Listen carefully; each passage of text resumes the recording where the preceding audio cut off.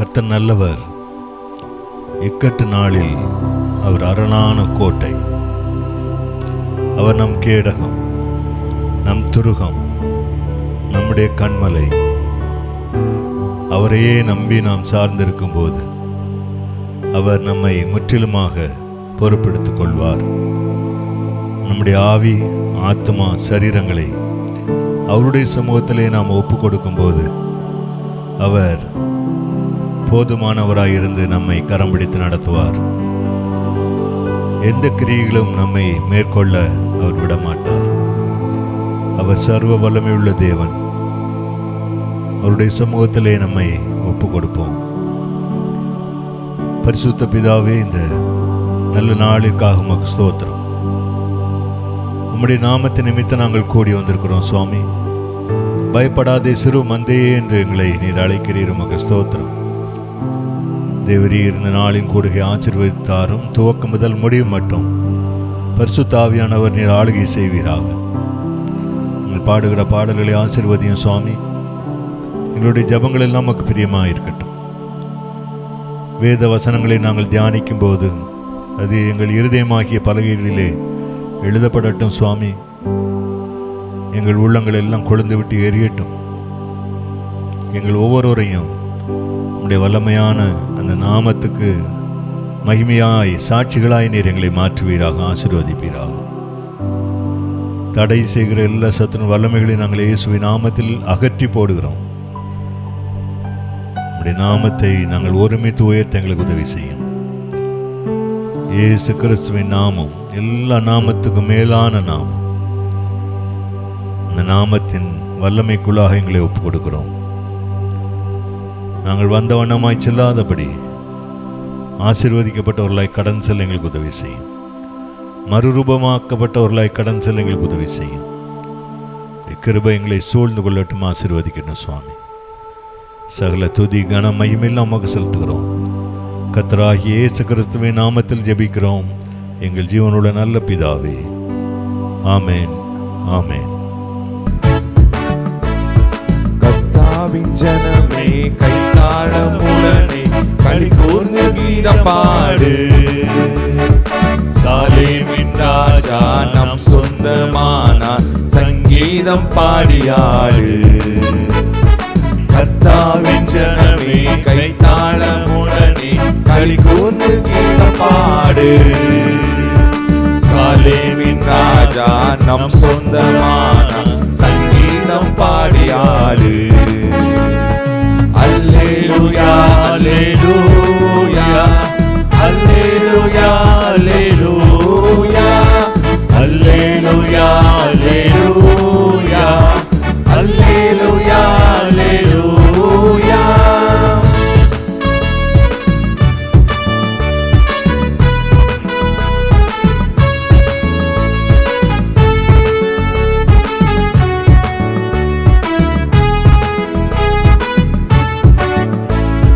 பாவத்தின் சுமை அகற்றி கொடும் பாதாள வழி விலக்கி. பாவத்தின் சுமை அகற்றி கொடும் பாதாள வழி விலக்கி. பரிவாக நம்மை கரம் நீட்டி காத்த பரிசுத்த தேவன் அவரே. அல்லேலூயா. பரிவாக நம்மை கரம் நீட்டி காத்த பரிசுத்த தேவன் அவரே. அல்லேலூயா, அல்லேலூயா, அல்லேலூயா, அல்லேலூயா, அல்லேலூயா, அல்லேலூயா, அல்லேலூயா, அல்லேலூயா.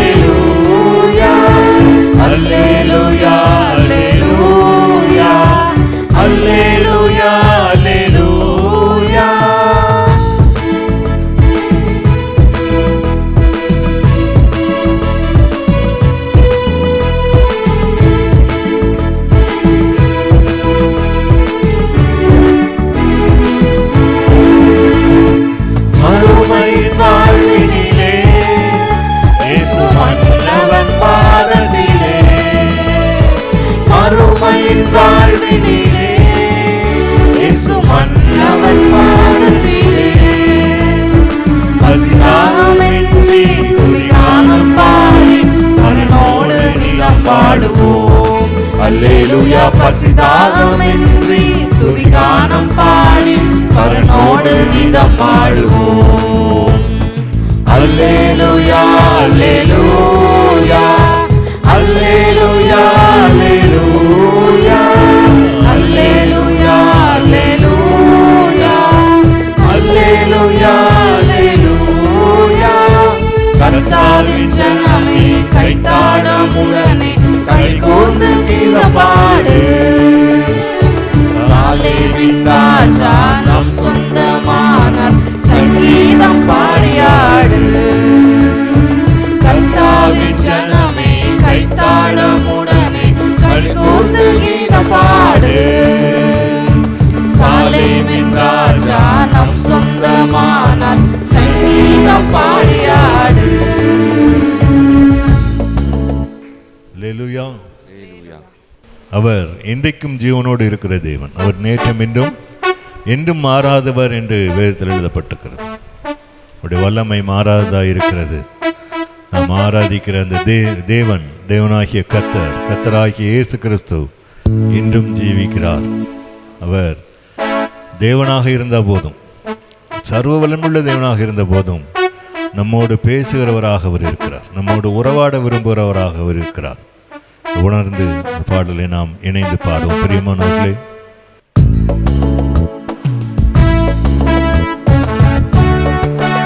கரங்களை தட்டி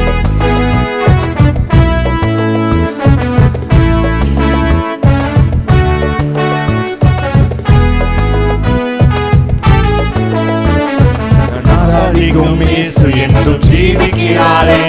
அவர் தேவனாயினும் என்னோடு பேசுகிறாரே.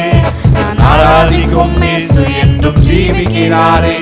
அவர் தேவனாயினும் என்னோடு பேசுகிறாரே. அவர் சிந்தின ரத்தம் மீட்பை தந்தது. அவர் கொண்ட காயங்கள் சுக வாழ்வை தந்தது. அவர் சிந்தின ரத்தம் மீட்பை தந்தது. அவர் கொண்ட காயங்கள் சுக வாழ்வை தந்தது. அவர் என்னோடு இருந்தா ஒரு சேனைக்குள் பாய்வேன்.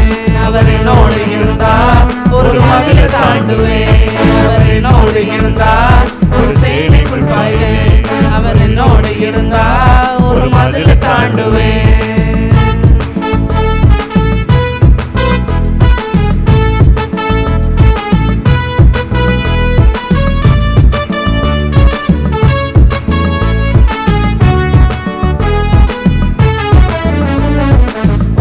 போன என் வாழ்வை சீரமைச்சாரே.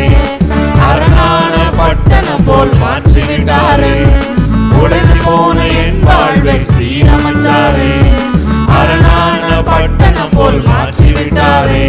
என் சத்துருக்கள் பின்னிட்டு ஓட செய்தாரே. என் எல்லை எங்கிலும் சமாதானம் தந்தாரே. என் சத்துருக்கள் பின்னிட்டு ஓட செய்தாரே. என் எல்லை எங்கிலும் சமாதானம் தந்தாரே.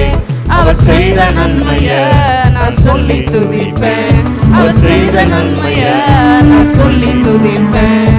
அவர் என்னோடு இருந்தா ஒரு சேனைக்குள் பாய்வேன். அவர் என்னோடு இருந்தா ஒரு மதிலை தாண்டுவேன். அவர் என்னோடு இருந்தா ஒரு சேனைக்குள் பாய்வேன். அவர் என்னோடு இருந்தா ஒரு மதிலை தாண்டுவேன்.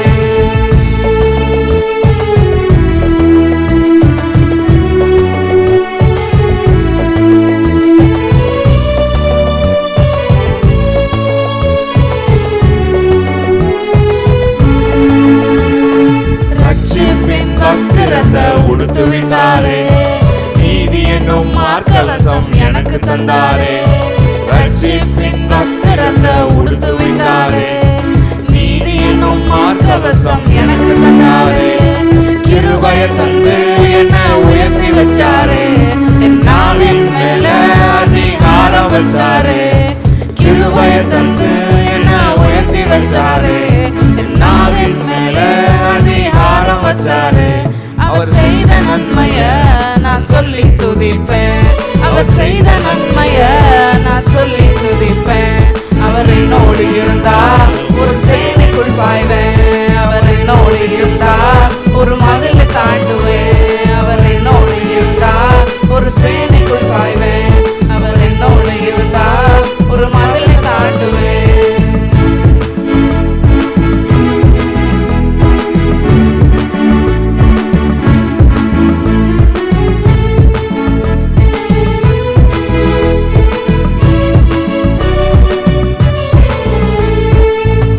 போன என் கோலை துளிர்க்க செய்தாரே, ஜீவனற்ற என் வாழ்வில் ஜீவன் தந்தாரே.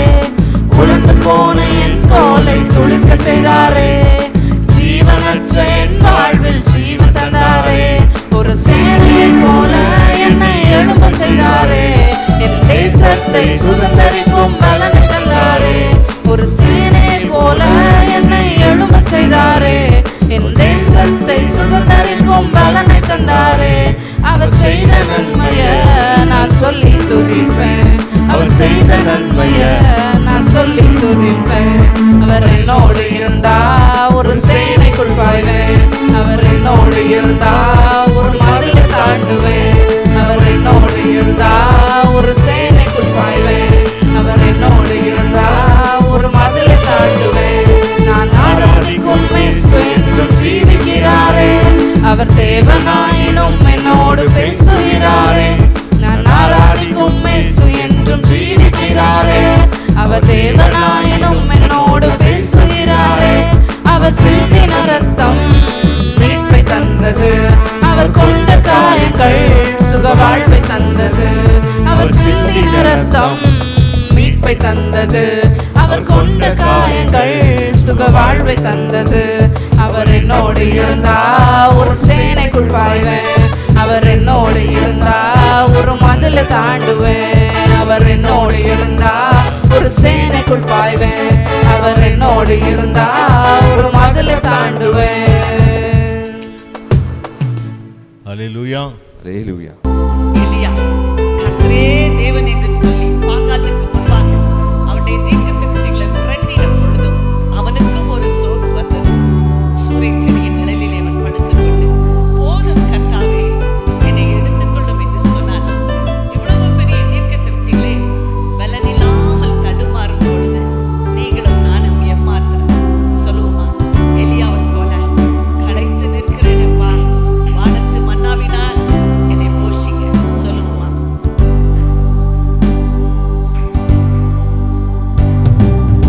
எலியாவை போல்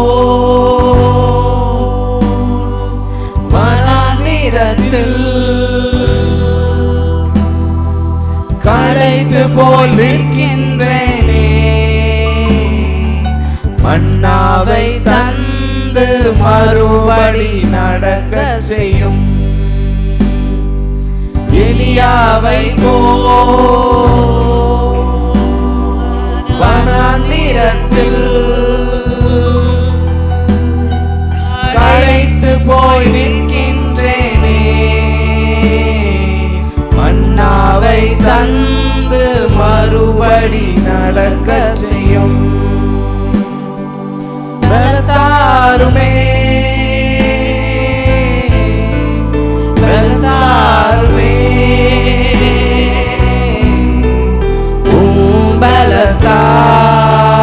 பலத்தால் என்னை நடத்திடுமே. பலத்தாருமே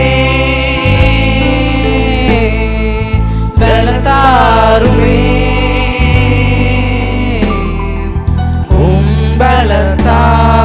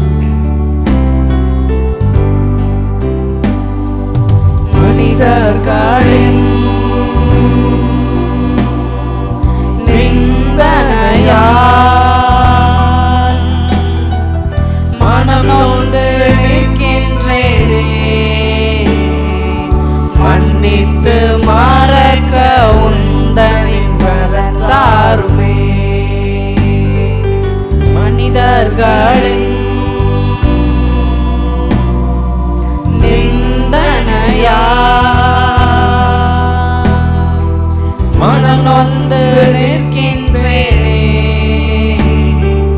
மன்னித்து மறக்க உந்தனின் பலத்தாருமே, பலத்தாருமே, பலத்தாருமே,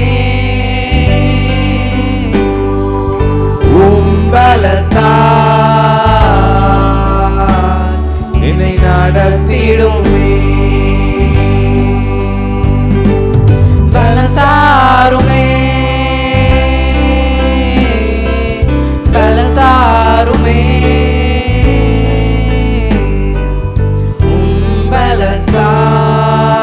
பலத்தால் என்னை நடத்திடுமே.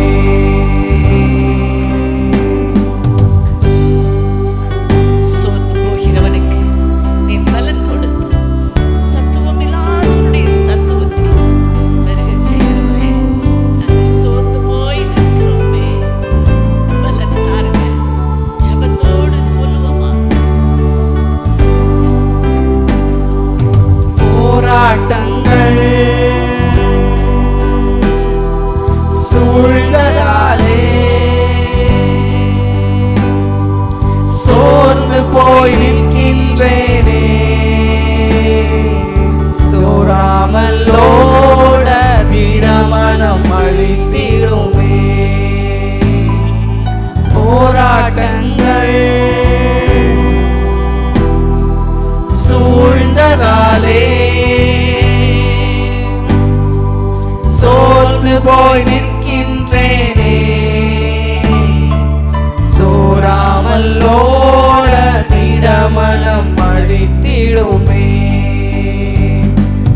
பலத்தாருமே, பலத்தாருமே,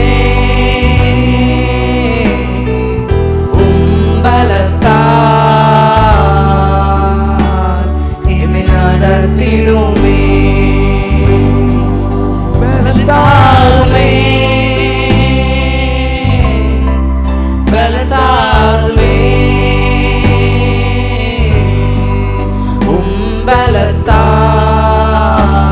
பலத்தால் என்னை நடத்திடுமே.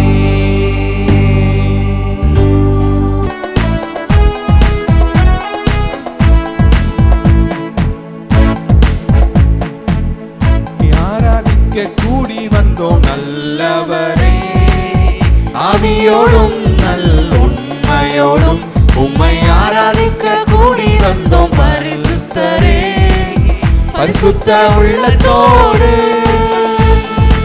உம்மை ஆராதிக்க கூடி வந்தோம் நல்லவரே, ஆவியோடும் நல் உண்மையோடும் உம்மை ஆராதிக்க கூடி வந்தோம் பரிசுத்தரே, பரிசுத்த உள்ளத்தோடு.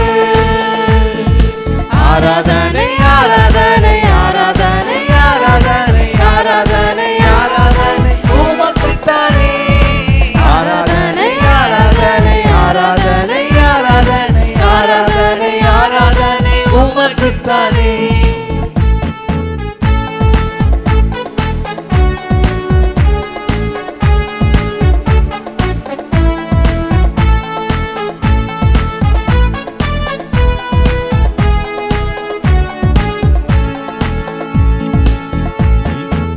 நீ செய்த நன்மைகள் ஏராளம் ஏராளம், உமக்கே ஆராதனை.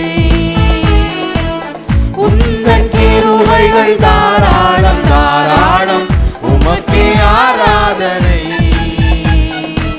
நீ செய்த நன்மைகள் ஏராளம் ஏராளம், உமக்கே ஆராதனை. உந்தன் கிருபைகள் தாராளம் தாராளம், உமக்கே ஆராதனை. உம் நாமம் உயர்த்திடுவே, உம் அன்பை பாடிடுவே, உம் நாமம் உயர்த்திடுவே, உம் அன்பை பாடிடுவே. ஆராதனை ஆராதனை ஆராதனை ஆராதனை ஆராதனை ஆராதனை உமக்குத்தானே, ஆராதனை ஆராதனை ஆராதனை ஆராதனை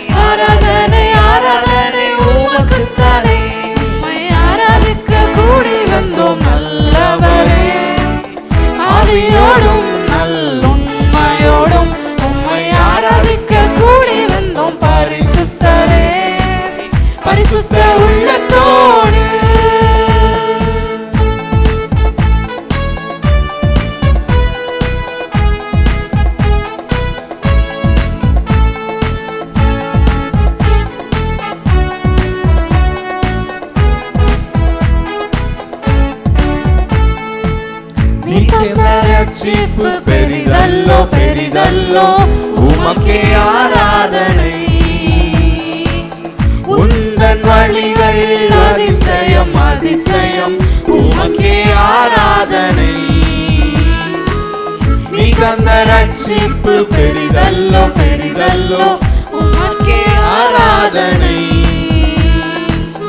உந்தன் வழிகள் அதிசயம் அதிசயம் உமக்கே ஆராதனை. மகிமை நிறைந்தவரே, மாட்சிமை உடையவரே, மகிமை நிறைந்தவரே, மாட்சிமை உடையவரே. ஆராதனை ஆராதனை ஆராதனை ஆராதனை ஆராதனை ஆராதனை உமக்குத்தானே. ஆராதனை ஆராதனை ஆராதனை ஆராதனை ஆராதனை ஆராதனை உமக்குத்தானே. உம்மை ஆராதிக்க கூடி வந்தோம் நல்லவரே, ஆவியோடும் நல்லுண்மையோடும் உம்மை ஆராதிக்க கூடி வந்தோம் பரிசுத்தரே, பரிசுத்த உள்ளத்தோடு.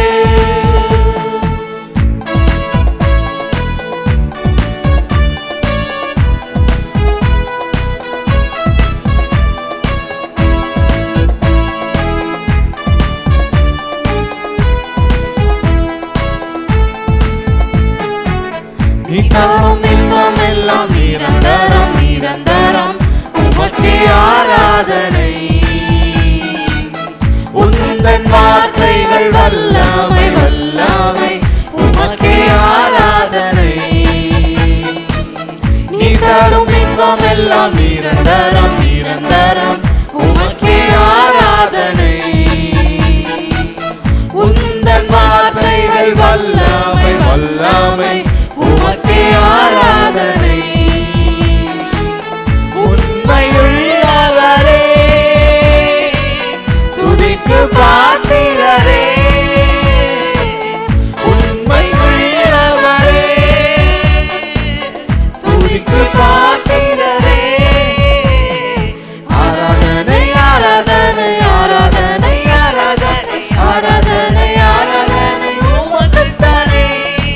ஆராதனை ஆராதனை ஆராதனை ஆராதனை ஆராதனை ஆராதனை உமக்குத்தானே. உம்மை ஆராதிக்க கூடி வந்தோம் நல்லவரே, ஆவியோடும் நல்லுண்மையோடும் உம்மை ஆராதிக்க கூடி வந்தோம் பரிசுத்தரே, பரிசுத்த உள்ளத்தோடு. உம்மை ஆராதிக்க கூடி வந்தோம் நல்லவரே, ஆவியோடும் நல்லுண்மையோடும் உம்மை ஆராதிக்க கூடி வந்தோம் பரிசுத்தரே, பரிசுத்த உள்ளத்தோடு. ஆராதனை ஆராதனை ஆராதனை ஆராதனை ஆராதனை ஆராதனை உமக்குத்தானே. ஆராதனை ஆராதனை ஆராதனை ஆராதனை ஆராதனை ஆராதனை உமக்குத்தானே. Thank you Lord. ஆண்டவரே உமக்கு ஸ்தோத்திரம் அப்பா. இந்த நேரத்திலும் கூட நாங்கள் பரிசுத்த உள்ளத்தோடு பணிந்து குனிந்து உம்மை ஆராதிக்க கிருபை தந்தீரே அப்பா, உமக்கு ஸ்தோத்திரம். எங்கள் பாடல் வேளையிலே உம்முடைய நாமம் மகிமைப்பட்டது. எங்கள் ஜெப வேளையிலே எங்கள் ஜெபத்தை கேட்டீரப்பா. ஆராதனை வேளையிலே அப்பா உம்முடைய பிரசன்னத்தினால் எங்களை நிறைத்தீரப்பா. இன்னும் ஆண்டவர் எங்களோடு கூட வார்த்தையினாலே பேசும், வார்த்தையை மகிமைப்படுத்துங்க. இயேசுவின் நாமத்தினாலே ஜெபிக்கிறோம் பிதாவே, ஆமென். இன்றைக்கும் நம்ம பார்க்க போகிற என்ன ஒரு தலைப்பு அப்படின்னா, கண்களை திறக்கிற கர்த்தர். கண்களை திறக்கிற கர்த்தர். ஒருவேளை நீங்கள் நினைக்கலாம், எங்கள் கண்ணெலாம் திறந்து தான் இருக்குது, நாங்கள் மூடிலாம் இல்லை அப்படின்னு நினைக்கலாம். ஆனால் சரீர பிரகாரமாகவும் சரி, ஆவிக்குரிய பிரகாரமாகவும் சரி, நம்ம கண்களை ஆண்டவர் இன்னைக்கு திறக்க போகிறார். அது எல்லோரும் விசுவாசிக்கிறீங்கள்ல. முதலாவதாக நம்ம என்னென்னா, சரீர பிரகாரமான கண்கள். நம்ம யாரெல்லாம் கண்ணாடி போட்டிருக்கோமோ எல்லோரும் கண்ணாடியை கலத்தினாலும் வந்து நம்ம கண்கள் மங்கமாக இருளாக தெரியாதபடிக்கு நம்ம ஆண்டவர் நம்மை மாற்ற போகிறார். மார்க்கு எழுதின சுவிசேஷம் 8வது அதிகாரத்தில் நம்ம வாசிக்கிறோம். ஒரு சம்பவம் அதில் குறிக்கப்பட்டிருக்கு. மார்க்கு 8:22 பெத்சாயிதா அப்படிங்கிற ஒரு பட்டணத்தில் ஒரு குருடன் இருந்தான். அந்த குருடன் வந்து ஆண்டவர்கிட்ட வேண்டிக் கொள்ளும்போது ஆண்டவர் அவனுக்கு நல்ல சுகத்தை கொடுத்தார். பாதியில் வந்து ஆண்டவர் கேட்பார், உனக்கு தெரியுதா அப்படின்னோடனே அந்த குருடன் சொல்லுவான், ஆமாம், நடக்கிற மனிதர்களை மரங்களாக நான் பார்க்குறேன் அப்படின்னு சொல்லும்போது ஆண்டவர் வந்து திரும்ப அவனுக்கு நல்ல சுகத்தை கட்டளையிடுவார். இது போல் நிறைய நம்ம பார்க்கலாம். வேதாகமத்தில் நிறைய குருடர்கள் பார்வையடைந்ததை நம்ம பார்க்குறோம். அது மாதிரி மத்தேயு 20 வாசிக்கலாம். மத்தேயு 20:33 அதுலேயும் பார்த்தா 2 குருடர்கள் ஆண்டவர்கிட்ட வருவாங்க. அப்போ அந்த 2 குருடர்களையும் ஆண்டவர் சொஸ்தமாக்குவார். மத்தேயு 20:33. இப்போ அந்த குருடர்கள் என்ன கேட்குறாங்க? ஆண்டவரே, எங்கள் கண்களை திறக்க வேண்டும். இன்றைக்கும் நம்ம அதை சொல்லி தான் கேட்க போகிறோம். ஆண்டவரே, எங்கள் கண்களை நீங்கள் திறக்கணும், எனக்கு எந்த ஒரு பிளர்ராக எந்த ஒரு இதுவும் இல்லாதபடி நல்ல கிளியரான விஷயனை நீங்கள் தரணும் அப்படின்னு சொல்லி நம்ம கேட்கணும். உபாகமம் 34:7 உபாகமம் 34:7 வாசிக்கலாமா? எதுக்கு நம்ம கண்ணுக்கெலாம் ஜெபம் பண்ணணுமா அப்படின்னு சொல்லி நம்ம நினைக்கலாம். அவன் கண் இருளடைவதும் இல்லை, அவனோட பலன் குறுகி போகவும் இல்லையா. அப்போ ஆண்டவர் மோசேக்கு செஞ்ச மாதிரி நமக்கு செய்ய மாட்டாரா? இப்போ இன்றைக்கி ஆண்டவரே, என்னோடய சரீரத்தில் என்னோடய கண்ணில் இருக்கிற இந்த பிரச்சனையை நீங்கள் நீக்கி போடுங்க. சில பேர் சொல்லுவாங்க, ஏதோ மறைச்சிட்டே இருக்குது, ஏதோ நிழல் மாதிரி மறைச்சிட்டே இருக்குது அப்படின்னு சொல்லுவாங்க. அப்போ ஆண்டவரே, இவங்களுக்கெல்லாம் நீங்கள் சுகம் கொடுத்துருக்கீங்க, எனக்கும் நீங்கள் சுகம் கொடுக்கணும் அப்படின்னு சொல்லி கேட்கணும். லூக்கா 18 வாசிக்கிறோம். அதில் இந்த சம்பவத்தை அடிக்கடி நம்ம வாசிச்சிருப்போம். லூக்கா 18:35 ஆண்டவர் வந்து கேட்பார் ஒரு குருடனை பார்த்து, பர்திமேயு அப்படிங்கிற குருடனை பார்த்து, நான் உனக்கு என்ன செய்ய வேண்டும் என்றிருக்கிறாய் அப்படின்னு கேட்பார். அப்போ அவன் சொல்லுவான், ஆண்டவரே, நான் பார்வையடைய வேண்டும். அநேகர் இதை குறித்து பேசியிருப்பாங்க, நிறைய மெசேஜை நம்ம கேட்டிருப்போம் இல்லை. ஆண்டவருக்கு தெரியாதா? அவன் ஒரு குருடன் அப்படின்னு ஆண்டவருக்கு தெரியும். ஆனாலும் வந்து ஆண்டவர் அவனோட வாயில் அதை அறிக்கையிடணும் அப்படின்னு சொல்லி நினச்சி கேட்கும்போது அவன் சொல்லுவான், ஆண்டவரே, நான் பார்வையடைய வேண்டும். அதனால் இன்றைக்கி நீங்கள் சொல்லணும். அப்போ தானே ஆண்டவர் கேட்பார். நீங்கள் வந்து ஜெபத்துலேயும், ஆண்டவரே, இது எல்லாருக்கும் காமனாக நடக்கிறது தானே அப்படின்னு நம்ம விடக்கூடாது. ஆண்டவரே, எனக்கு நல்ல ஒரு பார்வையை நீங்கள் தாங்க, நான் பார்வையடைய வேண்டும் அப்படின்னு சொல்லி கேட்க போகிறோம். அடுத்தது, அந்த சரீரப்பிரகாரமான கண்கள் வந்து ஆரோக்கியமுள்ளதாக இருக்கணும்னு நம்ம பார்த்தோம். சுகமாக இருக்கணும், அந்த கண்கள் வந்து நல்ல தெளிவாக இருக்கணும் அப்படின்னு சொல்லி பார்த்தோம். அது வந்து அந்த கண்கள் ஆண்டவரை பார்க்க ஆசையுள்ள கண்களாக இருக்கணும். நம்மளோட கண்கள் ஆண்டவரை பார்க்க ஆசையாக இருக்கா இல்லையா? இருக்கா? நிறைய ஆசை மற்றதெல்லாம் வச்சுட்டு இதை சின்ன ஆசையாக வைக்கக்கூடாது. ஆண்டவரே, உங்களை பார்க்குறது தான் எனக்கு பெரிய ஆசையே அப்படின்னு நம்ம வந்து சொல்லணும். அது மாதிரி ஒரு மனுஷன் இருந்தான். அவன் யாருன்னு பார்ப்போமா? லூக்கா 19வது அதிகாரம் 4வது வசனம். லூக்கா 19:4. இது சகேயு என்ற ஒரு மனுஷனை குறித்து எழுதப்பட்டிருக்குது. அவன் என்ன பண்ணுறான்? முன்னாக ஓடி அவரை பார்க்கும்படி ஒரு காட்டத்தி மரத்தில் ஏறினான். அவன் வந்து சரீர பிரகாரமாக ஆண்டவரை பார்க்கணுன்னு ஒரு ஆசைப்பட்டான். அந்த ஆசை வந்து நமக்கும் இருக்க வேண்டும். நிறைய பேர் சொல்லி நிறைய விஷன்ஸை சொல்லுவாங்க, நிறைய காரியங்கள் சொல்லுவாங்க. ஆனால் என்னை பொறுத்த வரைக்கும் அந்த கூட இருந்த சீஷர்கள், ஏசப்பா வாழ்ந்த காலத்தில் அவர் கூட இருந்தவங்க எவ்வளோ ஆசீர்வதிக்கப்பட்ட ஜனமாக இருந்தாங்க. எல்லோரும் அவரை பார்த்துட்டாங்களே. நான் இப்போவும் ஜோமனமோ கேட்பேன், ஒரு டைமாவது எனக்கு அந்த நிகழ்ச்சி நடக்கிற சம்பவத்துக்கு என்னை கூட்டிகிட்டு போங்க ஏசப்பா. எப்படி நீங்கள் வந்து அந்த 5 அப்பத்தை அப்படி 5000 பேருக்கு அப்படி மாற்றினீங்கன்னு சொல்கிறாங்கல்ல, அது வந்து எனக்கு நேராக வந்து எனக்கு பார்க்கணும் அப்படி அது மாதிரி கேட்பேன். அப்புறம் இந்த படகுல போகும்போது தண்ணீர் மேலே ஆண்டவர் நடந்து வந்தார். அதெல்லாம் எப்படி இருக்கும்? ஒருவேளை இப்போ நவீன காலத்தில் நிறையா படங்கள் வந்துருச்சு, ஆனாலும் நேரில் அது எவ்வளோ சூப்பராக இருக்கும் அப்படின்னு சொல்லி நான் பார்க்க ரொம்ப ஆசைப்படுவேன். அப்போ அது போல் தான் அந்த மனுஷன் எப்படி ஆண்டவரை பார்க்க ஆசைப்பட்டானோ, ஆண்டவரை, நான் உங்களை பார்க்கணும், உங்கள் மகிமையை எனக்கு காண்பி தரலும் அப்படின்னு சொல்லி கேட்க போகிறோம். அது மாதிரி இன்னொரு மனுஷனுக்கும் ஆண்டவர் நேரடியாக காணப்பட்டார். யாத்திராகமம் 3:4 பார்த்தோன்னா, யாத்திராகமம் 3:4 அங்கே நமக்கு தெரியும் இந்த சம்பவமும். மோசே அப்படின்னு ஒருத்தர் இருந்தான். அவனே ஆண்டவர் வந்து நேரடியாக முகமுகமாய் அவனுக்கு ஒரு காட்சியை கொடுத்தார். வாசிக்கலாமா? யாத்திராகமம் 3:4. இந்த மோசேக்கு வந்து ஆண்டவர் பிரத்யட்சமாக இல்லைனாலும் ஒரு முட்செடியிலேருந்து ஆண்டவர் அவனை கூப்பிட்டு பேசினாராம். நான் கூட நினப்பேன், சே, இந்த காலத்தில் எங்கேயாச்சும் ஆண்டவர் இந்த மாதிரி நம்ம கூட பேச மாட்டாரா? நல்லா இருக்கும்ல, ஏதோ ஒரு விஷயம் ஒரு திடீர்னு வித்தியாசமாக ஏதோ நடக்குது, நம்ம கிட்ட போனோடனே ஆண்டவர் அதுக்குள்ளேருந்து நமக்கு பேசுகிற மாதிரி அப்படின்னு நான் நினச்சி பார்த்துருக்கேன். அந்த ஒரு ஆசை நமக்குள்ளே இருக்கணும். ஆண்டவரை எப்படியாக்கலாம் நான் உங்களை பார்க்கணும், உங்கள் சத்தத்தை நான் கேட்கணும் அப்படின்னு சொல்லி. நிறைய நேரத்தில் சில நேரம் நான் இப்படி சொல்லும்போது இந்த பிசாசு வந்து எனக்கு சொல்லும், எதுக்கு நீ பேசி என்ன செய்ய போகிற, உன்னோட வாழ்க்கையை குறித்து தெரிஞ்சு என்ன செய்ய போகிற அப்படிலாம் சில டைம் கேட்கும். அப்போ நானும் ஆமாம் இல்லை, தெரிஞ்சு என்ன பண்ண போகிறோம், எப்படியும் ஆண்டவரோட சித்தம் தானே நடக்கும் அப்படின்னு சொல்லி. ஆனால் இல்லவே இல்லை. ஆண்டவர் வந்து அவரோட ஊழியக்காரர்களுக்கு மறைக்காமல் எதையுமே செய்ய மாட்டாராம். எல்லாமே வந்து அவரோட ஊழியக்காரங்களுக்கு தெரிவிப்பாராம். அப்போ அவர் தாம் தெரிந்து கொள்கிறவர்களுக்கு அவரோட வழியை போதிக்கிறார் அப்படின்லாம் வசனம் இருக்குது. அப்போ நம்ம வந்து நம்மளோட வாழ்க்கையை குறித்து ஆண்டவர்கிட்ட கண்டிப்பாக கேட்கலாம். ஏசப்பா என்னை எதில் நீங்கள் நடத்த போகிறீங்க, என்னோடய வாழ்க்கை எதிர்காலம் எப்படி இருக்க போகுது அப்படின்னு சொல்லி நம்ம தாராளமாக கேட்கலாம் அப்படின்னு சொல்லி நான் தெரிந்து கொண்டேன். யோபு 19:27 வாசிக்கலாமா? யோபு 19:27. அவரை நானே பார்ப்பேன், அந்நிய கண்கள் அல்ல, என் கண்களே அவரை பார்க்கும். நான் வந்து பரலோகத்துக்கு போனதுக்கப்புறம் பார்க்குறத விட இங்கே இருக்கும் போதே நான் வந்து ஆண்டவரை பார்ப்பேன், என்னோட சொந்த கண்களே அவரை காணும் அப்படி சொல்லி இந்த யோபு சொல்கிறான்.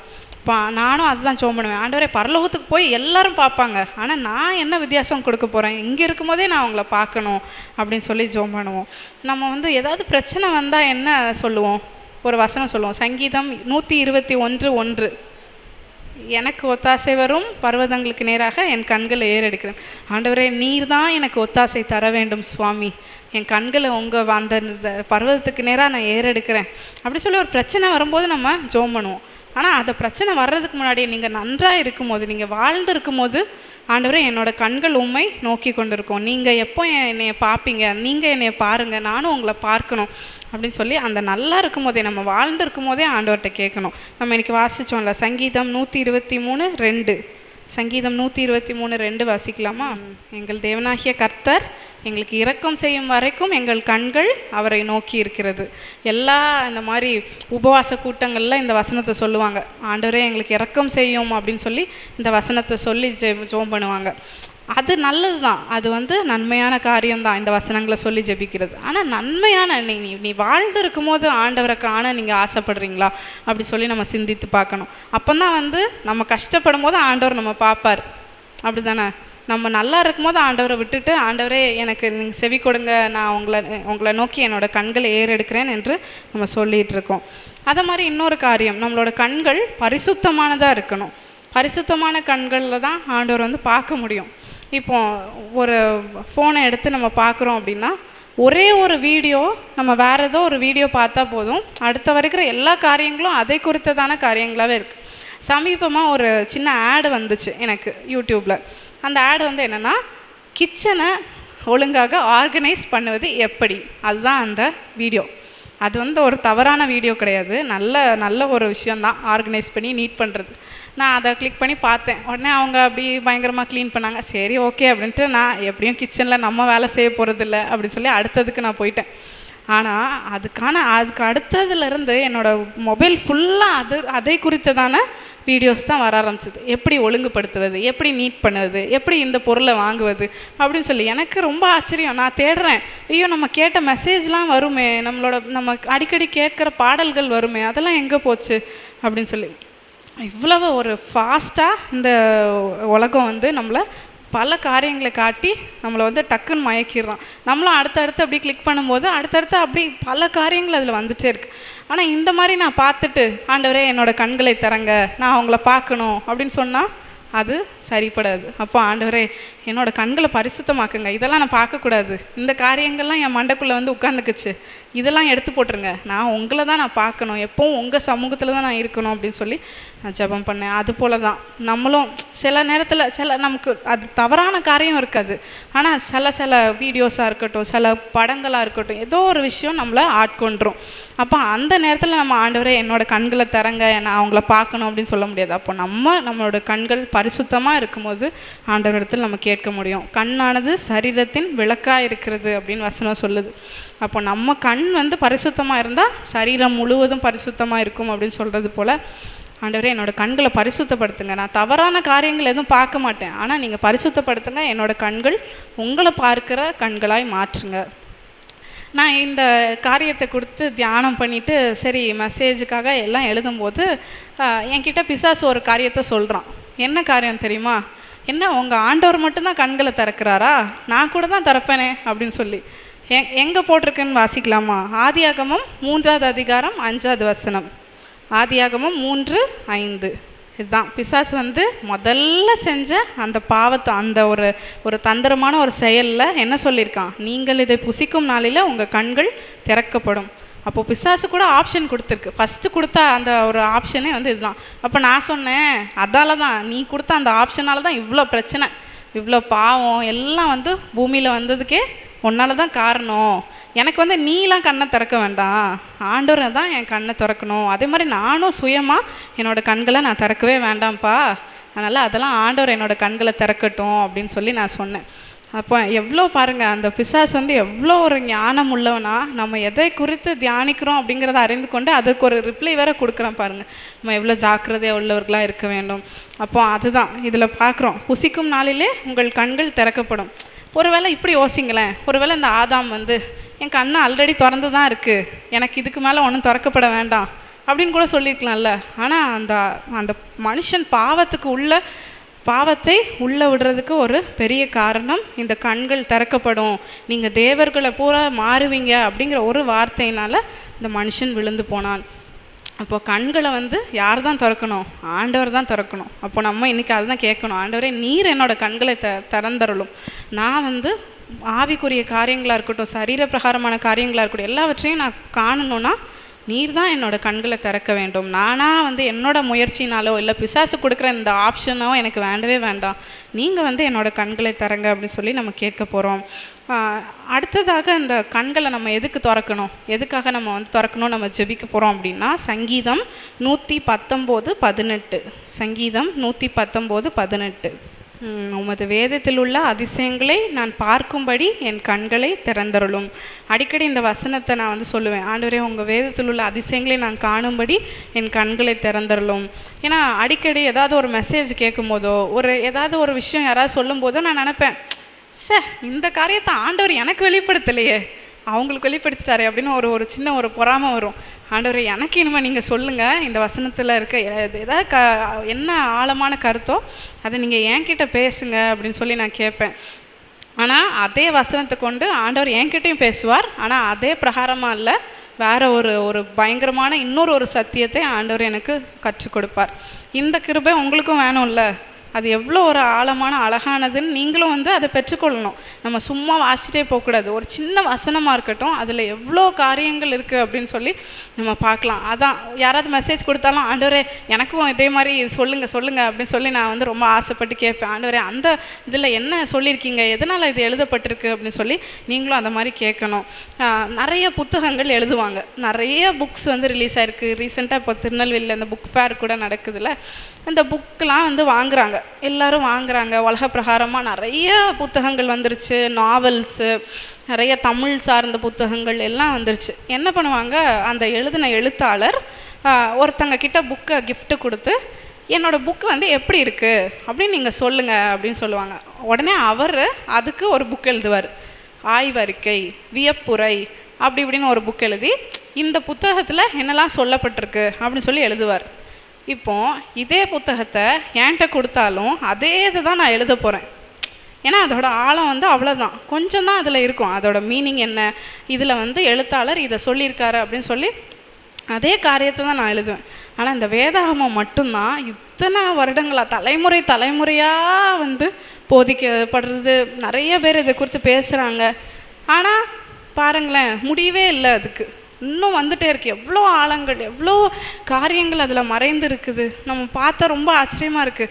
என்ன இவ்வளோ நாள் இருந்திருக்கோம், இதே வசனத்தை படிச்சிருக்கோம், இது நமக்கு தோணவே இல்லையே, இன்றைக்கி ஆண்டவர் இதை நமக்கு கற்றுக் கொடுத்துருக்கிறாரு அப்படின்னு சொல்லி நம்ம நினைக்கிறோம். அதுதான் ஆண்டவரோட அந்த காரியங்கள் எல்லாம் வந்து இந்த வேதாகமத்தில் புதைந்து வைக்கப்பட்டிருக்குது. ஒரு பொக்கிஷம் இருக்குது. என்ன பண்ணுவீங்க, அப்படியே வீட்டுக்கு கூட்டு போய் வச்சுட்டு உள்ளே திறந்து பார்ப்பீங்கள்ல, என்னென்ன இருக்குது, என்ன ப்ரெஷியஸான ஜுவல்ஸ் இருக்கா, என்ன இருக்குதுன்னு நம்ம வந்து பார்ப்போம். அதே போல் தான் நம்ம கையில் ஒரு பெரிய ஒரு பொக்கிஷமாக ஒரு பெட்டி இருக்குது, அதை நம்ம வந்து முடிய வச்சுட்டு இருக்கக்கூடாது. உள்ளே திறந்து ஒவ்வொரு வசனத்தையும் நீங்கள் வந்து படிக்கும் போது ஒரு வசனத்தை வைத்தே பல காரியங்களை நாம் அறிந்து கொள்ள முடியும். நான் ரீசெண்டாக ஒரு வசனத்தை எடுத்து பார்த்துட்டு இருந்தேன். அது ரொம்ப எல்லாருக்கும் தெரிஞ்ச ஒரு வசனம் தான். ஆனால் ஆண்டவர் எனக்கு கற்றுக் கொடுத்தார். அந்த வசனத்திலே நான் ஒரு மெசேஜை வந்து எழுதி முடிச்சிட்டேன். பல காரியங்கள் அதுலேருந்து எழுதி நான் ஒரு மெசேஜே எழுதிட்டேன். அப்போது அது போல் நீங்களும் வந்து எழுதலாம். உங்களுக்கு ஆண்டவர் பேசுகிற காரியங்களோ நீங்கள் பாயிண்ட் போட்டு இது ஏன் இந்த வசனத்தில் இப்படி சொல்லப்பட்டிருக்கு, இது போல் நீங்கள் ஆராய்ந்து பார்க்கலாம். ஸோ அதுக்காக ஆண்டவரே உங்கள் வேதத்தில் உள்ள அதிசயங்களை நான் பார்க்கும்படி என் கண்களை திறங்க அப்படின்னு சொல்லி நம்ம கேட்கணும். ஒருவேளை உங்களுக்கு அதுக்கெலாம் டைம் இல்லாமல் இருக்கலாம். எல்லாவற்றிலும் நீங்கள் ஆசீர்வதிக்கப்பட்டு வாழ்ந்து சுகித்திருக்கலாம். ஒருவேளை கஷ்டப்படும் போது தான் நம்ம வந்து எழுதுகிறோமோ அப்படின்னு நான் நினைப்பேன். நம்ம வந்து அடிக்கப்பட்டு நொறுக்கப்பட்டு இருக்கும்போது அந்த வசனங்கள் ரொம்ப நம்ம கூட பேசும். ஆனால் வாழ்ந்திருக்கும் போது ரொம்ப ஃபாஸ்ட்டாக படிச்சுட்டு போகிறோமோ அப்படின்னு நினைப்பேன். ஆனால் அந்த விஷயத்தில் ரொம்ப கவனமாக இருங்க. நீங்கள் நல்லா இருக்கும் போதும் கண்டிப்பாக நீங்கள் வேதாகமத்தை படித்து அதில் உள்ள காரியங்களை நீங்கள் அறிந்து கொள்ள முடியும். அது ஏன் அப்படின்னா நீங்கள் கஷ்டத்தில் நொறுக்கப்பட்டு இருக்கும்போது அந்த வார்த்தைகள் உங்களை தேற்றும். அந்த ஒரு நோட்டை நீங்கள் எடுத்து திருப்பி பாருங்கள். நீங்கள் கஷ்டப்படும் போது தேவையான எல்லா காரியங்களும் நீங்களே உங்களுக்கு எழுதி வைத்திருப்பீங்க. நமக்கு ஃபஸ்ட்டு அந்த வார்த்தைகள் நமக்கு தான் ஃபஸ்ட்டு மினிஸ்டர் பண்ணும். நமக்கு தான் அந்த வார்த்தை ஊழியம் செய்யும். அதுக்கப்புறம் தான் அது மற்றவங்களுக்கு ஆசீர்வாதமாக இருக்கும். ஸோ இதையும் நீங்கள் செய்ய மறவாதீங்க. அப்போ நம்ம சரீரத்தில் உள்ள கண்களை திறக்கவும் ஆண்டவரால் தான் முடியும். அதுபோல் ரெண்டாவது வேதத்தில் உள்ள அதிசயங்களை நான் காணும்படி என் கண்களை திறங்க ஆண்டவரே அப்படின்னு சொல்லி நம்ம கேட்க போகிறோம். மூணாவது வந்து எல்லாருக்கும் தெரிஞ்ச மாதிரி ஆவிக்குரிய காரியங்கள். அதுக்கு வந்து கண்டிப்பாக நம்ம கண்கள் திறந்து இருக்கணும். அதையும் நம்ம வந்து பார்க்கணும். இந்த உலக பிரகாரமாக இருந்துட்டு வாழ்ந்துட்டு சரி ஏதோ வாழ்ந்துட்டோம், இதில் உள்ள காரியத்தெல்லாம் ஆண்டவர் எனக்கு எல்லாம் நேர்த்தியாக செஞ்சு கொடுத்தாருன்னா நான் வந்து எல்லா இடத்துலையும் சாட்சி சொல்லுவேன், அதுக்கப்புறம் அவ்வளோதான், நான் இறந்து பரலோகம் போயிடுவேன் அப்படின்னு இருக்கக்கூடாது. என்ன ஆவிக்குரிய காரியங்கள் ஆண்டவர் என்ன என்கிட்ட எதிர்பார்க்குறார்? இல்லை நம்மளை சுற்றி இருக்க யாருக்கோ ஒருத்தங்களை நம்ம பிளெஸ்ஸிங்காக இருக்கலாம், அவங்களோட ரட்சிப்புக்காக நம்மளை உண்டாக்கியிருக்கலாம். நம்ம அது தெரியாமல் சும்மா வந்து வாழ்ந்தோம் அப்படின்னு இருக்காமல் நல்லா அதை குறித்த ஆண்டவர் என்னோடய ஆவிக்குரிய கண்களை தரங்க, நான் என்ன நோக்கத்திற்காக என்னை நீங்கள் உருவாக்குனீங்க அதை எனக்கு காட்டுங்க அப்படின்னு சொல்லி நம்ம கேட்கணும். சங்கீதம் 32:8 என்ன போட்டிருக்கு? நான் உனக்கு போதித்து நீ நடக்க வேண்டிய வழியை உனக்கு காட்டுவேன். அப்போ என்ன அர்த்தம்? நம்ம நடக்க வேண்டிய வழியை அவர் காட்ட போகிறார், ப்ராக்டிக்கலாக வந்து காட்ட போகிறார். அவர் போதிக்கிறவர் மாத்திரம் இல்லை, நமக்கு வந்து ப்ராக்டிக்கலாக இப்போ ஒரு காலேஜில் போனால் ஒரு ஐவியோ ஏதோ கூட்டிகிட்டு போவாங்க, அப்போ தான் நேரடியாக இவங்க வந்து எல்லாம் தெரிஞ்சுக்குவாங்க அப்படின்னு சொல்லி. அதுபோல் ஆண்டவர் வந்து நம்ம நடக்க போகிற வழியே நமக்கு காட்டுகிற தேவன். அப்போ அவர்கிட்ட நம்ம கேட்கலாம். ஒரு சம்பவம் வந்து 2 ராஜாக்கள் 6வது அதிகாரத்தை திறந்து வைத்துக்கொள்ளுங்க. 2 ராஜாக்கள் 6. இந்த சம்பவத்தை நானே சொல்லிடுறேன், நீங்கள் வீட்டுக்கு போய் வாசிங்க. 2 ராஜாக்கள் 6. அதில் வந்து சீரிய ராஜா அப்படின்னு ஒருத்தன் இருந்தான். அவன் வந்து நம்மளோட ஆப்போசிட் எனிமி டீம்னு வச்சுக்கோங்க. நம்மளோட எதிரணியில் அந்த சீரிய ராஜா இருக்கான். அது மாதிரி நம்ம சைடில் இஸ்ரவேலின் ராஜா இருக்கிறார். ஓகேயா? இப்போது இந்த எலிசா தீர்க்கதரிசி வந்து அந்த சீரிய ராஜாவோட வீட்டில் அவன் வந்து ஒரு ஆலோசனை பண்ணுறான். எங்கெங்கே போய் நம்ம வந்து சோல்ஜரை நிப்பாட்டினா அந்த இஸ்ரவேலின் ராஜாவை வந்து நம்ம முறியடிச்சிடலாம் அப்படின்னு சொல்லி இவன் வீட்டில் வச்சு ஆலோசனை பண்ணுறத நம்ம எலிசா வந்து கேட்டு இஸ்ரவேலின் ராஜாவுக்கு தெரிவிப்பார். உடனே இவங்க என்ன பண்ணுவாங்க? அந்த இடத்துக்கு போகாமல் அங்கே வந்து பாதுகாப்பாக இருந்துருவாங்க. இதே மாதிரி ஒவ்வொரு டைமும் இந்த சீரிய ராஜா ஆலோசனை கூட்டம் வச்சுருவான். அந்த மீட்டிங்கில் எல்லாம் எங்கே நிப்பாட்டணும், எங்கே வச்சு தாக்கணும் எல்லாத்தையும் ரெடி பண்ணிடுவாங்க. ஆனால் என்ன ஆகுன்னே தெரியாது. கரெக்டாக இந்த இஸ்ரவேலின் ராஜாவுக்கு தெரிஞ்சு அந்த இடத்துல யாருமே இல்லாமல் பண்ணிடுவாங்க. அப்போ இந்த சீரிய ராஜாவுக்கு திடீர்னு ரொம்ப கோவம் வந்துடும். என்னடா இது, எங்கே போய் ஆட்களை நிப்பாட்டினாலும் கரெக்டாக அவங்க மாட்டவே மாட்டேங்கிறாங்க. அப்போது நம்மக்கிட்ட தான் யாரோ ஒரு உளவாளி இருக்கான், இங்கேருந்து கேட்டுட்டு போய் எல்லாத்தையும் சொல்லிடுறான் அப்படின்னு சொல்லி என்னன்னு விசாரிக்கும் போது அப்போ ஒருத்தர் சொல்லுவார், இல்லை அப்படிலாம் இல்லை, நீர் உங்களோட பள்ளி அறையில் பேசுகிறத கூட எலிசா வந்து சொல்லிடுவான். அதாவது நீங்கள் உங்கள் பெட்ரூமில் கூட என்ன பேசினாலும் அது வந்து அந்த தீர்க்கதரிசிக்கு தெரிஞ்சிரும் அப்படின்னு சொல்லிடுவான். உடனே இந்த ராஜா உடனே அவனை கூட்டிகிட்டு வாங்க அப்படின்னு சொல்லி அந்த இப்போ எலிசா மேலே அவனுக்கு கோவம் திரும்பிடும். சரி, அப்போ நம்ம அங்கே போய் அவனை கொன்னுடலாம், அவனை பிடிச்சிடலாம் அப்படின்னு சொல்லிட்டு அந்த எலிசா தீர்க்கதரிசிக்கு முன்பாக இராணுவ படையாக இருக்கட்டும் எல்லாரையும் அனுப்பிடுவான். அப்போ இந்த தீர்க்கதரிசிக்கு முன்னாடி அவ்வளோ ரதமும் குதிரை வீரரும் வந்து நின்றுவாங்க. அப்போ இந்த காலையில் இந்த தீர்க்கதரிசி அவனோட வேலைக்காரனும் எஞ்சி வருவாங்க. எஞ்சி வந்து பார்த்தா அவ்வளோ இராணுவ படையும் இவனுக்கு முன்னாடி நின்றுட்டுருக்கோம். இந்த வேலைக்காரன் பயந்துருவான். ஐயோ, இப்போ என்ன செய்ய போகிறோம், நம்ம 2 பேர் தானே இருக்கோம், இப்படி எல்லாரையும் அவன் வந்து இங்கே கூட்டிகிட்டு வந்துட்டானே அப்படி சொல்லி அந்த வேலைக்காரன் சொல்லும் போது அவன் என்ன சொல்கிறான்னு பார்ப்போமா? 17வது வசனம், 2 ராஜாக்கள் 6:17 வாசிக்கலாமா?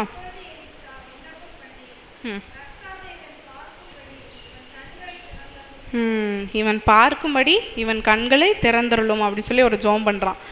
அப்போ இவன் அந்த வேலைக்காரனோட கண்கள் திறக்கும்போது எலிசாவை சுற்றி அக்கினிமயமான ரதங்களும் குதிரைகளும் நின்றுட்டு இருந்துச்சான். அப்போ பாருங்கள் எவ்வளோ அந்த எலிசா பவர்ஃபுல்லாக இருக்கனால அவனை சுற்றி இருக்கிற அந்த ஒரு காரியம் அவனோட கண்ணுக்கு தெரிஞ்சிச்சு. அப்போ அந்த வேலைக்காரன் அவனுக்கே ஓகே, நம்மளை சுற்றியும் வந்து ஆண்டவரோட பாதுகாப்பு இருக்குது அப்படின்னு சொல்லி அறிந்து கொள்கிறான்.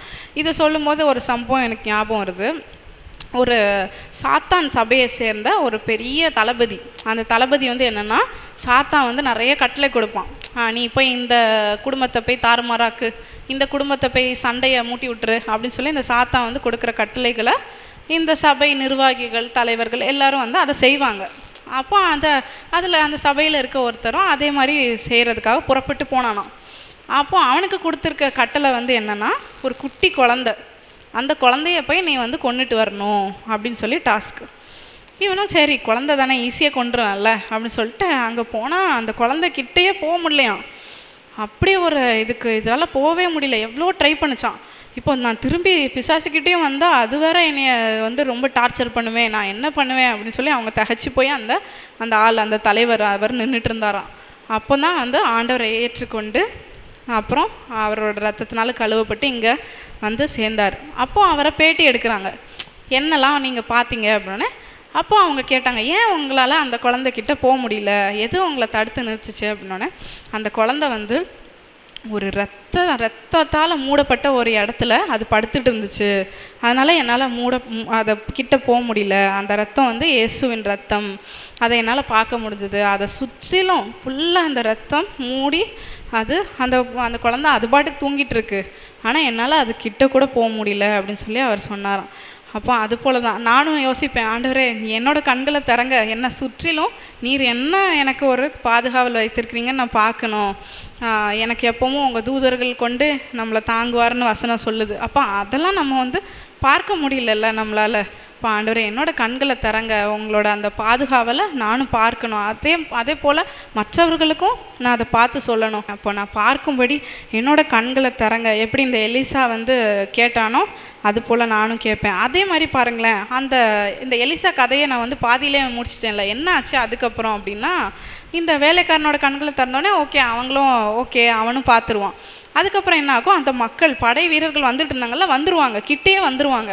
அப்போ இந்த எலிசா என்ன சொல்லுவான், இவர்களுக்கு கண் மயக்கத்தை உண்டாக்குங்க ஏசப்பா அப்படின்னு சொல்லி ஜோம் பண்ணிடுவான். அப்போ ஆண்டவர் வந்து கண் மயக்கத்தை உண்டாக்கிடுவார். அப்போ இவங்களுக்கு யாருக்கும் கண் தெரியாமல் போயிடும். அப்படியே இவங்களை கூட்டிகிட்டு வந்து சமாரியா அப்படிங்கிற இடத்துக்கு வரைக்கும் கூட்டிகிட்டு வந்துடுவான். அதுக்கப்புறம் திரும்ப ஒரு ஜோம் பண்ணுறான். 20வது வசனம் வாசிக்கலாமா? 2 ராஜாக்கள் 6:20. அப்போது இவன் தான் கண் மயக்கம் உண்டாகணும்னு ஜோம் பண்ணுறான். திரும்ப இவர்கள் பார்க்கும்படி இவங்களோட கண்களை திறங்க அப்படிங்கும் போது அவங்களோட கண்ணையும் ஆண்டவர் வந்து திறக்கிறார். ஒருவேளை அவங்க எதிர் அணியெல்லாம் இருக்கலாம், நமக்கு வந்து ஆகாதவங்களாக இருக்கலாம், நம்ம வந்து இவங்கெல்லாம் நம்மளை இப்படி கஷ்டப்படுத்திட்டாங்களேன்னு நினைக்கலாம். ஆனால் அவங்களுக்காக அவன் ஜோம் பண்ணும்போது அப்புறம் நீங்கள் போய் வீட்டில் வாசித்து பாருங்கள், அவங்க வந்து நல்லா போஜனம் பண்ணி நல்லா சாப்பிட்டுட்டு அவங்க திரும்பி போவாங்க அப்படின்னு போட்டிருக்கோம். ஸோ யாருக்காக நம்ம ஜோம் பண்ணாலும் அவங்க கண்கள் திறக்கப்படுதில்ல. அப்போ நம்ம சொல்லும்போது நம்மளோட கண்கள் நிச்சயமாக திறக்கப்படும். இன்னொரு சம்பவம், ரொம்ப அழகான ஒரு சம்பவம், என்னாகமும் 22 இருக்குது. அதையும் நீங்கள் போய் வாசிங்க. என்னாகமும் 22. இதில் வந்து பீலையாம் அப்படின்னு சொல்லி ஒரு மனுஷன் இருப்பான். அந்த மனுஷனுக்கு வந்து காசு கொடுத்து நீ வந்து இந்த ஜனங்களை வந்து நீ சபிக்கணும் அப்படின்னு சொல்லி கூட்டிகிட்டு வருவாங்க. நம்மளோட ஆண்டவருடைய ஜனங்களாகிய இஸ்ரவேல் ஜனங்களை சபிக்கிறதுக்காக ஒரு ராஜா இந்த பீலையாமை கூட்டிகிட்டு வருவான் காசு கொடுத்து. நீ வந்து சாபம் விட்டால் இது வந்து பழிச்சிரும், அதனால் நீ வா அப்படின்னு சொல்லி இந்த பீலையாமை கூட்டிகிட்டு வருவான். அப்போ இந்த பீலையாம் வந்து கழுதை மேலே ஏறி போயிட்டுருப்பான். அப்போ ஒவ்வொரு இடத்துக்கு போகும்போதும் அந்த கழுதை வந்து போகாது. இங்கே போனால் போகாது, உடனே ஒரு அடிப்பான். கஷ்டப்பட்டு அது வந்து இப்படி நுழைஞ்சு போகும். அந்த கழுதை வந்து இவன் பேச்சை கேட்காது. அப்போ ஒரு இடத்துக்கு போனோடனே முன்னாடியும் போக முடியாது, பின்னாடியும் போக முடியாது. அந்த கழுதை அப்படி ஸ்டக்காகி இப்படி நின்றும், 2 சைடும் செவுரு அந்த மாதிரி இடத்துல மாட்டிக்கும். அப்போ இவனுக்கு ரொம்ப கோவம் வந்துடும். அப்போ அந்த கழுதையை போட்டு அடின்னு அடிச்சு, என்ன நீ நான் சொல்லிகிட்டே இருக்கேன், நீ என்னை கிண்டல் பண்ணிட்டே வர்ற அப்படின்னு. அப்போ ஆண்டவர் வந்து அந்த கழுதையோட வாயை திறந்துருவார். அப்போ அந்த கழுதை பேசும். என்ன சொல்லும்?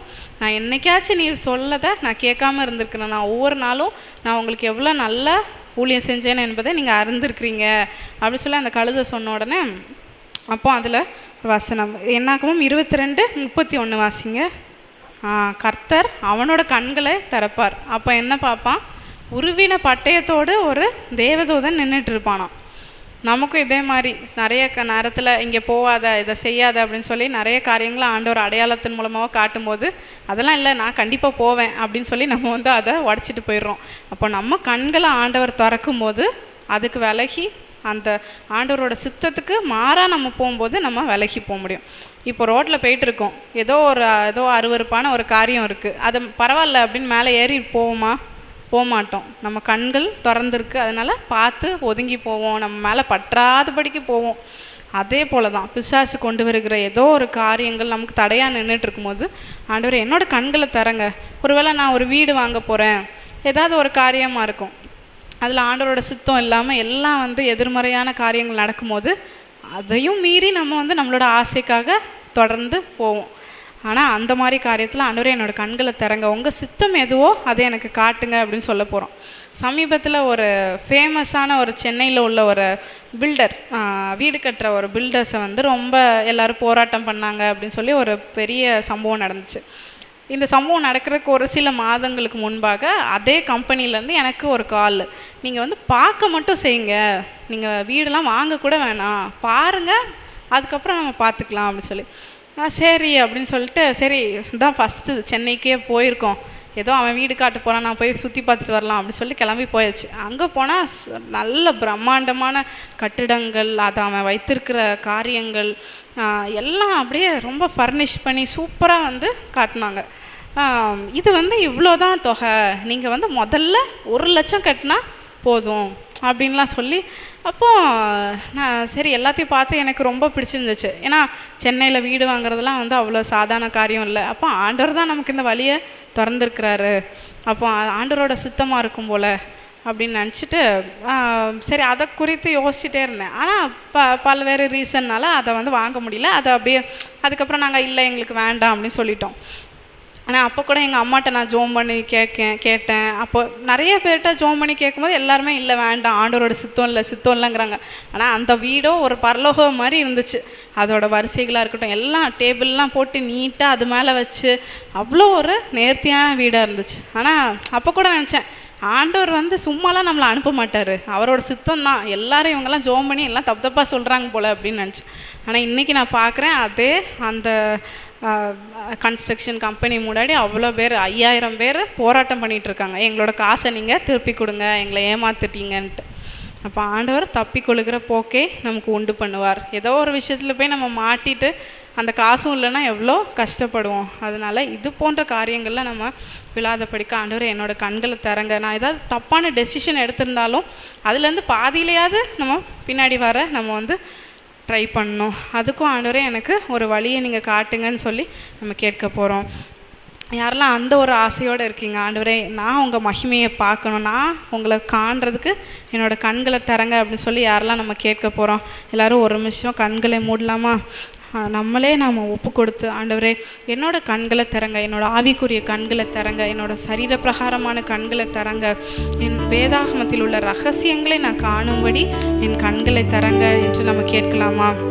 அன்புள்ள இயேசு சுவாமி, அப்பா இந்த நல்ல நாளை கொடுத்த கிருபைக்காக நன்றி அப்பா. நாங்கள் கேட்ட சத்தியத்திற்காக நன்றி அப்பா. ஆண்டவரே இவ்வளோ நாட்கள் ஆண்டவரே எங்களோட கண்களை ஏதோ காரியங்களுக்கு நாங்கள் பயன்படுத்தியிருக்கலாம். ஆனாலும் ஆண்டவரே இனிமே ஆண்டவரே அந்த கண்கள் உம்முடைய கண்கள் ஆண்டவரே, உமக்காக ஆண்டவரே அது பார்க்கிற கண்களாக இருக்கட்டும், உண்மை பார்க்கிற கண்களாக இருக்கட்டும்.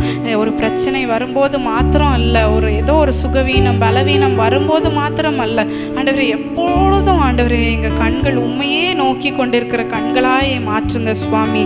நாங்கள் உங்களை பார்க்கணும் சுவாமி. சுவாமி. நாங்கள் உங்கள் மகிமையை பார்க்கணும் ஆண்டவரே, உங்களை முகமுகமாய் பார்க்கணும் ஏசப்பா. உங்களை ஆண்டவரே நாங்கள் தரிசனங்கள் மூலமாகவும் சொப்பனங்கள் மூலமாகவும் எங்களுக்கு பேசுங்க சுவாமி. ஆண்டவரே எங்களோட இடைப்படுங்க சுவாமி. காரியங்களையும் மறைப்பொருள்களையும் வெளிப்படுத்துங்க. எதிர்காலத்தை குறித்து எங்களுக்கு வெளிப்படுத்துங்க. நடக்க போகிற காரியங்களை குறித்து வெளிப்படுத்துங்க. கடைசி காலத்தை குறித்து எங்களுக்கு வெளிப்படுத்துங்க சுவாமி. அன்றைக்கு யோவானுக்கு வெளிப்படுத்தினீங்களே, ஏசாயாவுக்கு வெளிப்படுத்தினீங்களே, எரேமியாவுக்கு வெளிப்படுத்தினீங்களே ஆண்டவரே. உம்மிடத்தில் ஆண்டவரே பயபக்தியாக இருந்த ஒவ்வொருவருக்கும் ஆண்டவரே உங்கள் மகிமையை காண்பித்தீங்களே, அதுபோல் ஆண்டவரே எங்கள் கண்களை தரங்க சுவாமி. எங்கள் கண்களை தரங்க ஆண்டவரே. உங்கள் சித்தம் இல்லாததை நாங்கள் அதை கண்டு ஆண்டவரே நாங்கள் விலகி ஓட எங்களுக்கு ஒரு வாய்ப்பை கொடுங்க சுவாமி. ஆண்டவரே அதுபோல் ஆண்டவரே உங்கள் சித்தத்தை ஆண்டவரே நாங்கள் அறிந்து கொள்ளணும். உங்கள் வழியை நாங்கள் தெரிந்து கொள்ளணும் சுவாமி. ஆண்டவரே நாங்கள் பார்க்கும்படி எங்கள் கண்களை தரங்க அப்பா. ஆண்டவரே வழி இதுவே என்று ஆண்டவரே அந்த சத்தத்தை நாங்கள் கேட்டு அதன் பின்னாலே நாங்கள் செல்லுகிற பிள்ளைகளாக எங்களை மாற்றுங்க அப்பா. ஆண்டவரே அன்றைக்கு ஆண்டவரே எவ்வளோ தீர்க்க தரிசிகளுக்கு ஆண்டவரே எவ்வளோ ஊழியக்காரர்களுக்கு நீங்கள் முகமுகமாய் பேசி ஆண்டவரே தரிசனங்களை நீங்கள் கொடுத்தீங்களே சுவாமி. அதுபோல் ஆண்டவரே இன்றைக்கு ஆண்டவரே நீங்கள் எங்கள் கூட பேசுங்க அப்பா. காரியங்களை வெளிப்படுத்துங்க அப்பா.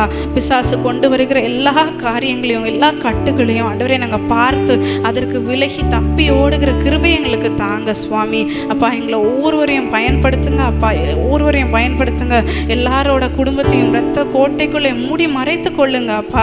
அப்பா எங்களோட ஊழியத்தையோடு தொடர்புடைய ஒவ்வொருவருக்காக ஜெபிக்கிறோம். இங்கே வருகிறவங்க போகிறவங்க ஒரு முறையாவது வந்தவர்களுக்காக ஜெபிக்கிறோம் அப்பா. உங்கள் சமூகத்தில் வந்து ஆண்டவரை வேண்டிக் கொண்ட ஒவ்வொரு காரியங்களுக்காக ஜெபிக்கிறோம் இசப்பா. அந்த காரியங்கள் ஒவ்வொன்றையும் அவங்களுக்கு நிறைவேற்றி கொடுங்க சுவாமி. ஆண்டவரே ஞானஸ்நானம் எடுத்தவர்களுக்காக, கம்யூனியன் எடுத்தவங்களுக்காக, ஒவ்வொருவருக்காக ஜெபிக்கிறோம் இசப்பா. பேராய் நீங்கள் ஆசீர்வதிங்க அப்பா. அவங்க குடும்பத்தையும் ரட்சித்து கொள்ளுங்க சுவாமி அப்பா.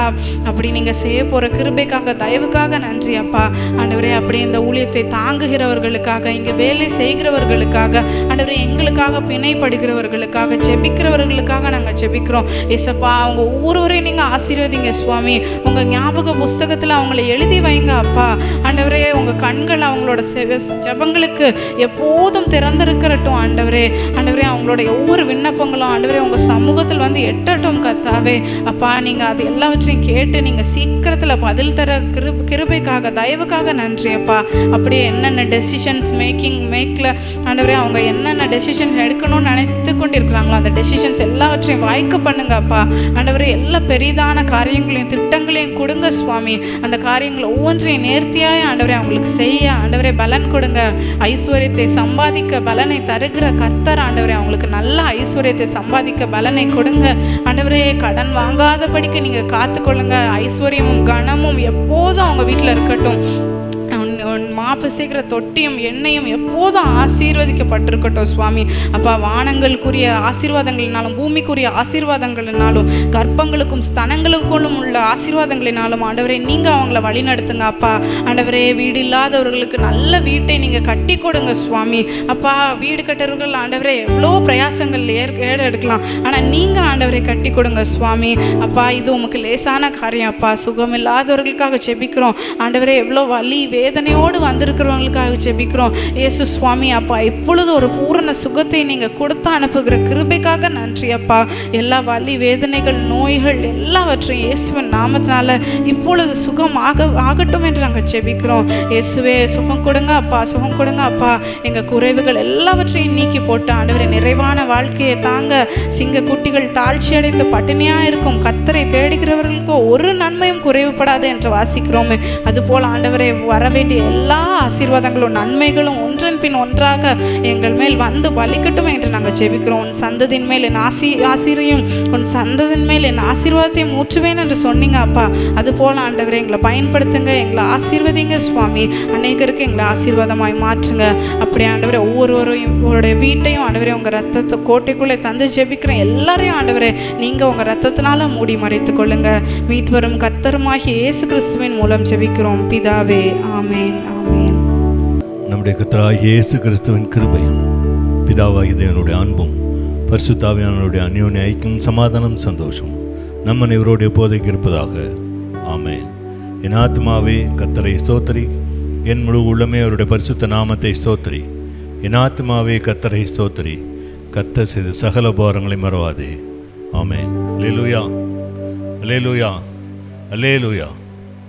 கர்த்தர் உங்களை சீயோனிலிருந்து ஆசீர்வதிப்பார். God bless you. ஆராதனை